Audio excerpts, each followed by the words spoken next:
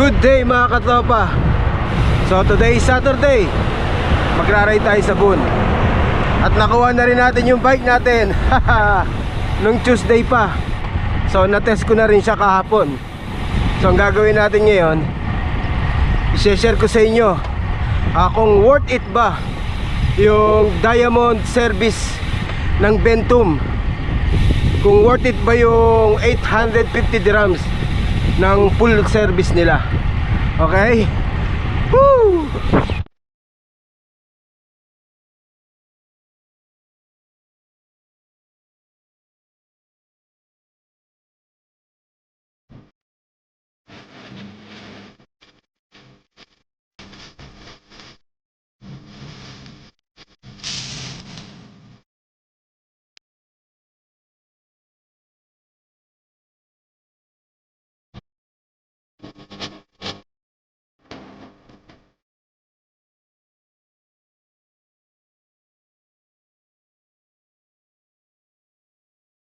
Dito na lang natin sila abangan. Nahuli tayo sa sa ride out. So yun. Alam ko marami sa atin nangyari na yung nagpagawa ka ng bike, tapos hindi ka naligayahan sa service, di ba? So sa video na to, malalaman nyo kung worth it pa magpagawa sa Bentum. Nandyan na sila sa likod. Walang matinong schedule ngayon ng RWR eh. Malamang nandyan yan mga yan. Wala naman na set na schedule kasi. Kaya pag ganon, naglo-local na lang kami, sumasama sa Boon. Okay, yan na sila oh. Nakikita nyo ba? Harurot yan mga yan. Sa hams. Tagalata nila. Wala pa. Okay, we're in. Ang daming riders ngayon ha.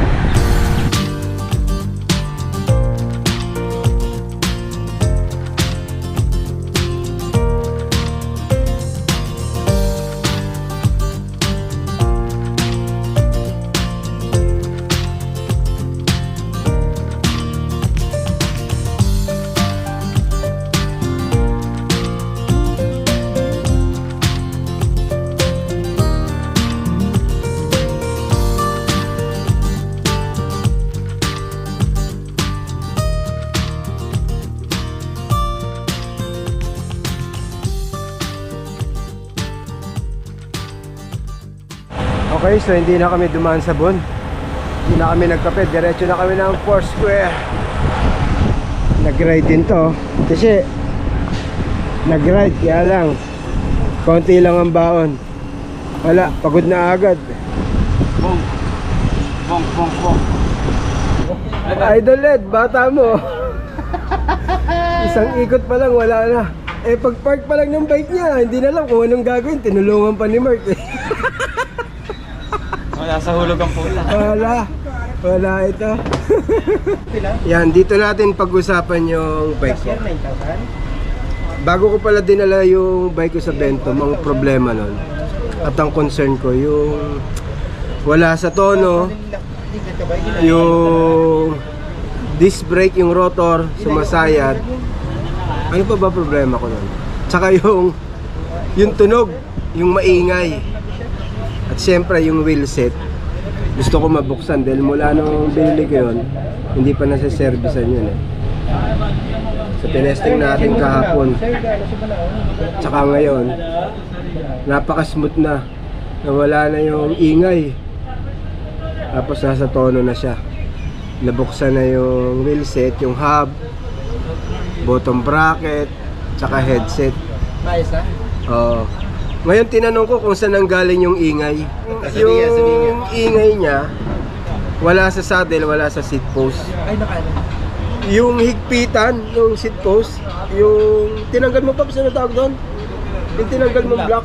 O yun, medyo maluwag siya. Kaya siya nagkakaskas, kaya yung ingay nandun. Kaya palang hirap hanapin. So yun, maganda yung service. Ramdam mo talaga yung ano niya eh. Yung ginawa nila, napaka-smooth. Yung changes. Oo. Yung 50 kilometers per hour, Pops. Saglit lang, pero hindi ko na-reach yun. Ibig sabihin, ganun talaga siya kaswabe. At hindi hindi sponsor. Nagbayad ako doon. Ang swerte ko lang, Pops, bakit ba may 50% tayo nakuha? Dahil member tayo ng Boon. Dahil sa Boon, nakakuha kami yung 50%. So, pag sumali na hindi, kayo sa Alta Thank you sa 21. Boon, ha? pag hindi, mabigat yun 850 dirhams. Yan sa peso. Magkano sa peso, Pops? 850. 850? Oo. Mga 11. Depende sa Oh, mga ganun, times 15 nyo. Ganun kamahal ang magpa-full service dito. Almost 13. Ngayon ang tanong, worth it ba yung 850?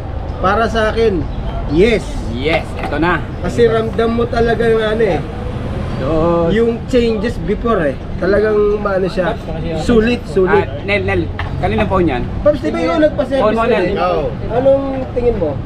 Yung Sorry. Kumain ka muna, Kuya Ha? Mike. Hindi, sige. Swabe Hindi mo na sa'yo. Kuya Mike, Kuya Mike, kainin mo muna. At kanina, hindi ka Maswabe, na makapadyak sa sa Pero, ride.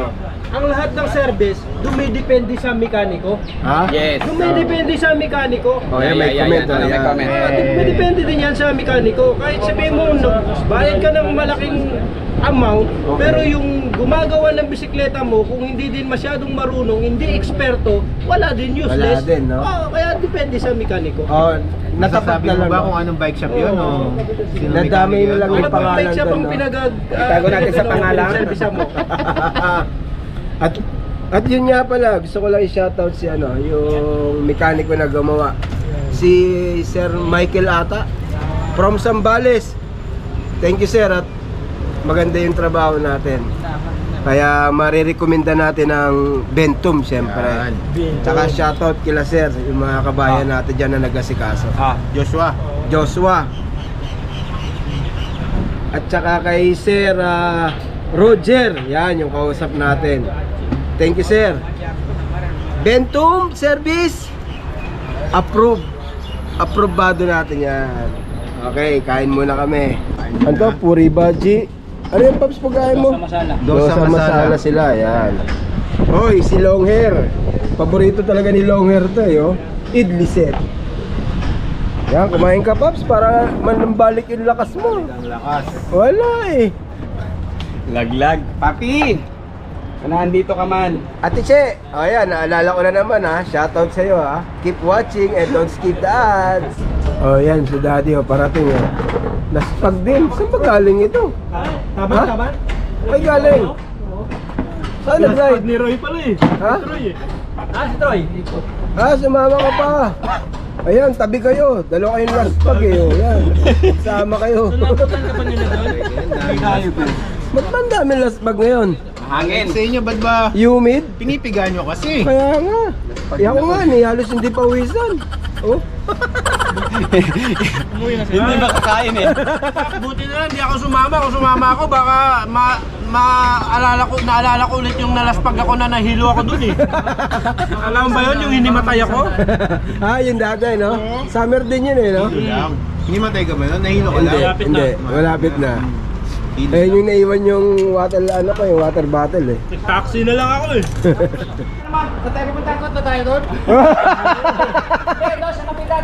Ay, grabe, may daya, lightweight. Kaya nababagsak yung bike niya sa hangin Hangin eh. Kaya hinahangin Buti na lang yung hangin ko sa kwento Ayos sa bike Okay, uwi na kami. So, ihahatid natin ang tropa. At uwi na para madagdagan yung kilometro na tinakbo natin.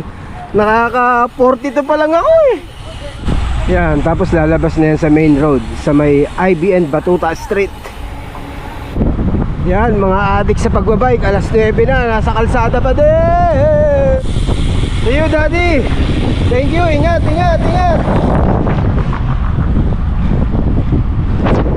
May walay na si Daddy sa amin. Diyan lang yun Okay, kumakalas na yung tropa. Andun na si Gatroy.